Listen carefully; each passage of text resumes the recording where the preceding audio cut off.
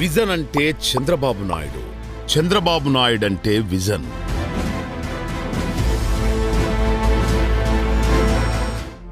ఒక వ్యక్తి తన కోసం, తన ఇంటి కోసం, తన కుటుంబం కోసం మహా అయితే సంవత్సరం లేదా 2 సంవత్సరాలు ప్రణాళిక చేయగలడు. కానీ తన వారి కోసం కాకుండా తన రాష్ట్ర అభివృద్ధి కోసం, తన ప్రజల కోసం, తన ప్రజల భవిష్యత్తు కోసం, దారిద్ర్య రేఖ దిగువ ఉన్న పేదవారి కోసం బహుకాల ప్రణాళికలు చేయగలిగిన ఏకైక మహా వ్యక్తి శ్రీ నారా చంద్రబాబు నాయుడు గారు.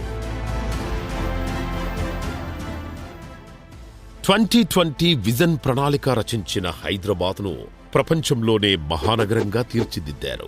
2020 నాటికి ఉమ్మడి ఆంధ్రప్రదేశ్ మొత్తం ఉన్నత స్థానంలో నిలబడాలని, ఆంధ్ర ప్రజలందరూ ఉన్నత స్థానంలోకి వెళ్లాలని కలలుగన్న చంద్రబాబు నాయుడు గారి కల కొన్ని అనివార్య పరిస్థితుల వల్ల ఉమ్మడి తెలుగు రాష్ట్రం 2గా విడిపోవడం వలన 2020 విజన్ పూర్తిగా నెరవేర్చలేకపోయారు.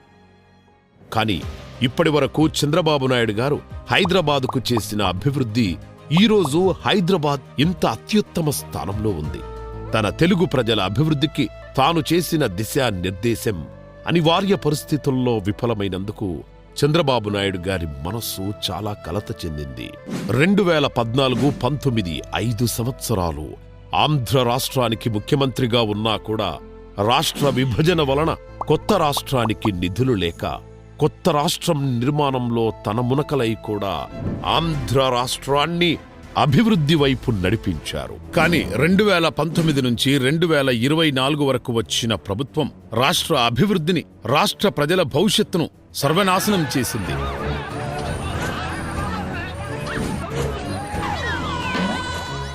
మళ్లీ అకుంఠిత దీక్షతో కూటమితో చేతులు కలిపి ప్రభుత్వాన్ని స్థాపించారు.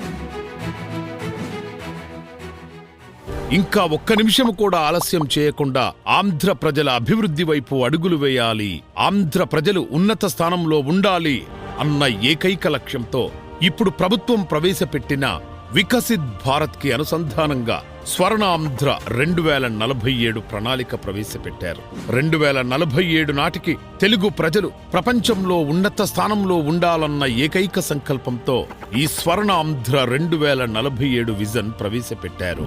ఈ స్వర్ణాంధ్ర 2047 విజన్ గురించి ఒక ఇంటర్వ్యూలో నారా చంద్రబాబు నాయుడు గారు మాట్లాడుతూ 2047లో 100 సంవత్సరాల స్వాతంత్ర దిన వేడుకలు మనం జరుపుకోబోతున్నాం. ఒక భారతదేశంలోనే కాకుండా ప్రపంచమంతా ఇండియన్స్ ఎండిపోయారు. ఇందులో తెలుగుదేశం పార్టీ రిప్రజెంట్ చేసేది తెలుగు జాతిని. అందుకే ప్రత్యేకంగా భారతదేశం బాగుండాలి, భారతదేశ పౌరుడిగా నా దేశం ప్రపంచంలోని అగ్రస్థానంలో ఉండాలని కోరుకోవడం నా బాధ్యత. అది నా దేశ భక్తి. ఎవ్వరు కూడా దీన్ని సంకేతించడానికి వీలు లేదు. మనందరం కూడా దేశ భక్తితో ముందుకు పోవాల్సిన బాధ్యత ప్రతి ఒక్కరిపైన ఉందని చెప్పి తెలియజేస్తున్నా. అదే సమయంలో తెలుగు జాతి ముందుండాలి, అగ్రస్థానంలో ఉండాలి. ఈ దేశ అభివృద్ధిని చేయడంలో ప్రథమ స్థానంలో తెలుగు జాతి ఉండాలనేది నా కోరిక. అందుకే తెలుగు వారిని కూడా పెట్టాను. స్వర్ణాంధ్ర 2047 విజన్ కోసం 10 సూత్రాలతో కూడిన ప్రణాళిక రచించారు శ్రీ నారా చంద్రబాబు నాయుడు గారు. పేదరిక నిర్మూలన, ఉపాధి కల్పన, నైపుణ్యం, మానవ వనరుల అభివృద్ధి, ఇంటింటి నీటి భద్రత, రైతు వ్యవసాయ సాంకేతికత, ప్రపంచ స్థాయి పంపిణీ వ్యవస్థ, శక్తి ఇంధనాల వ్యయ నియంత్రణ, అన్ని రంగాల్లో పరిపూర్ణ ఉత్పాదన, సమగ్ర విధానాలతో స్వచ్ఛ ఆంధ్ర, అన్ని దశల్లో సమగ్ర సాంకేతికత. డిసెంబర్ 12, 2024 నాడు విజయవాడలో ఇందిరా స్టేడియంలో స్వర్ణాంధ్ర 2047 విజన్ డాక్యుమెంట్ ని చంద్రబాబు నాయుడు గారు విడుదల చేశారు. స్వర్ణాంధ్ర 2047 విజన్ లో 10 సూత్రాలలో ముఖ్యమైనది పేదరిక నిర్మూలన అని చంద్రబాబు నాయుడు గారు ఉద్ఘాటించారు. పేదరికం ఒక సామాజిక ఆర్థిక సమస్య. ఇది దీర్ఘకాలిక సామాజిక సమస్యగా ఉంది. ఒక కుటుంబానికి అవసరమైన ఆహారం, గృహ వసతి, దుస్తులు అందుకోలేని పరిస్థితిని పేదరికం అంటారు. పేదరికమే అత్యంత తీవ్రమైన మానవ హక్కుల ఉల్లంఘన అని సుప్రీంకోర్టు ప్రధాన న్యాయమూర్తి జస్టిస్ కేజీ బాలకృష్ణ గారు చెప్పారు. పేదరిక నిర్మూలన కోసం ప్రతి ఒక్కరూ కంకణం కట్టుకోవాలని, విద్య, వైద్యం ముఖ్యమైన అవసరాలని, రవాణా అభివృద్ధి, ఆధునిక వ్యవసాయం, పారిశ్రామిక అభివృద్ధి, పేదరిక నిర్మూలనకు సోపానాలని, ఈ పేదరిక నిర్మూలన కోసం అందరూ కలిసికట్టుగా పనిచేద్దామని చంద్రబాబు నాయుడు గారు పిలుపునిచ్చారు. ఇప్పటికీ ఆంధ్రప్రదేశ్లో చాలా కుటుంబాలు పేదరికంతో మగ్గుతూనే ఉన్నాయి. 21% గ్రామీణ కుటుంబాలు ఇప్పటికీ పేదరిక రేఖకు దిగువనే నివసిస్తున్నాయి. ఆరోగ్యం, విద్య మరియు గృహాలు కొందరికి అందుబాటులో లేవు. మహిళలు, వృద్ధులు మరియు గిరిజనులు వంటి వారు ఇంకా పేదరిక సవాళ్లని ఎదుర్కొంటూనే ఉన్నారు. ముఖ్యమంత్రి నారా చంద్రబాబు నాయుడు గారు పేదరిక నిర్మూలన కోసం పునాది వేస్తూ కొన్ని సూత్రాలు ప్రవేశపెట్టారు. P4 public private people partnership, సాంకేతిక ద్వారా పౌరులను శక్తివంతం చేయటం. నారా చంద్రబాబు నాయుడు గారు పేదరిక నిర్మూలన కోసం కొన్ని ప్రధాన కార్యక్రమాలు ప్రారంభించారు.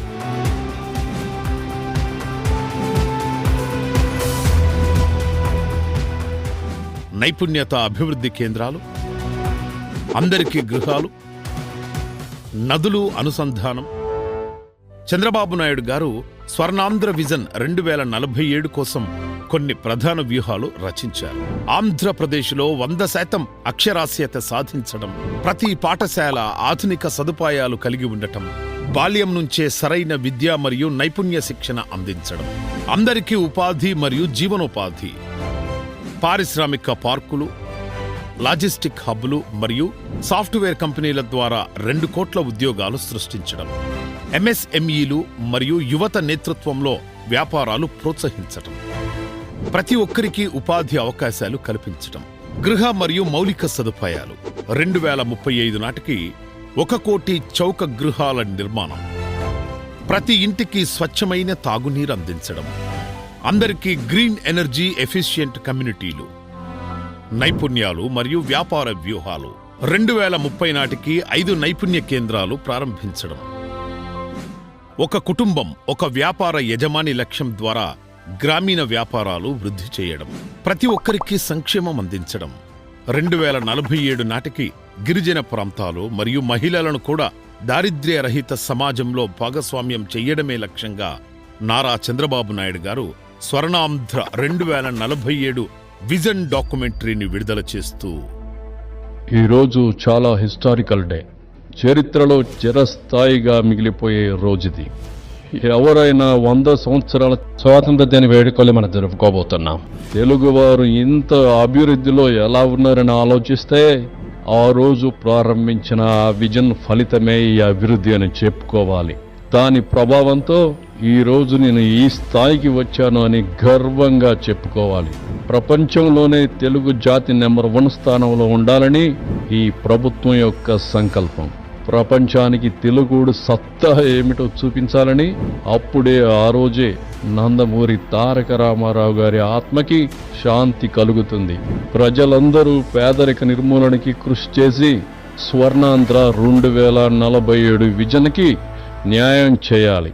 2047లో ప్రపంచంలోనే తెలుగువాడు అత్యున్నత స్థానంలో ఉండాలని కోరుకుంటున్నాను. అందరికీ పేదరిక నిర్మూలన కోసం కంకణం కడదాం. స్వర్ణాంధ్ర 2047 విజన్ కోసం శ్రమిద్దాం. 2047 నాటికి తెలుగు జాతిని ప్రపంచంలో ఉన్నత స్థానంలో నిలబెడదాం.